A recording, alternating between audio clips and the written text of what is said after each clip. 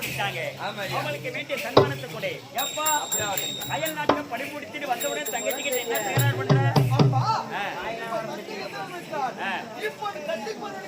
மங்கை பொருள் ஓடிச்சிருக்க. கருத்து நீ என்ன அண்ணன் கிட்ட அப்பா அண்ணன் வந்து வரதுமே எனக்கு சண்டை போடுறாருப்பா. அண்ணன் என்ன விட மூத்தவரு. அவர் திருமணம் எனக்கு திருமணம் கல்யாணம் பண்ணி சொல்றாருப்பா அவரு. சரி திருமணம் எனக்கு ஒரு கருத்து இருக்குது. இவங்க 2 பேரும் கல்யாணம் பண்ணிட்டு தொல்லை இருக்காது. 2 பேரும் கட்டவனே 2 பேருக்கும் ஒன்னாதான் புத்திரிக்கடா. ஏப்பா பெண் பிள்ளைக்கு 6 மணிக்கு திருமணம் செய்யக்கூடாது.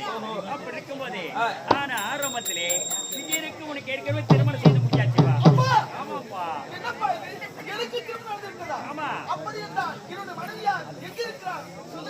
அவன் நாட்கள் பற்றி அவர் பேரோ சாந்தி வயது 5 உனக்கு 7 வயது. இருவருக்குமே கால சூழ்நிலை சந்தர்ப்பத்தால் 2 பேருமே சின்ன வயசுல கல்யாணம் முடிஞ்சு போச்சு. பாலிய திருமணம் முடிஞ்சு போச்சு.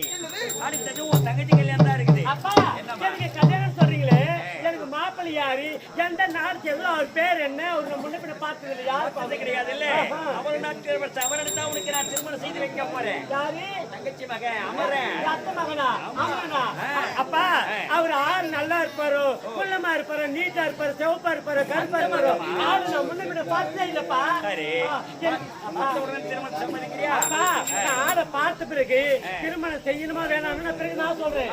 இப்ப எனக்கு கல்யாணம் தேவை 4 விட்டு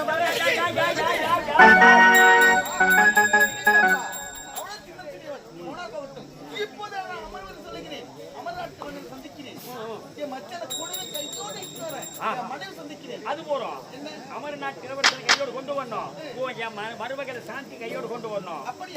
இப்ப அமர்நாடு செல்ல போறேன். என்னப்பா? ஆமா உன்னுடைய விருப்பு தான் கிடையாது. ஆமா இப்போ நாடு கிடையாது, உனக்கு நகரம் கிடையாது, வாழ்வதற்கு வீடு கிடையாது, கேடு கட்டணிகளை நடுத்தல அம்போடு நிற்கிறான். அயல் நாட்டை படிச்சுட்டாங்க அம்போடு நிற்கிறான். கொண்டு வருவோம் பொறுப்பு.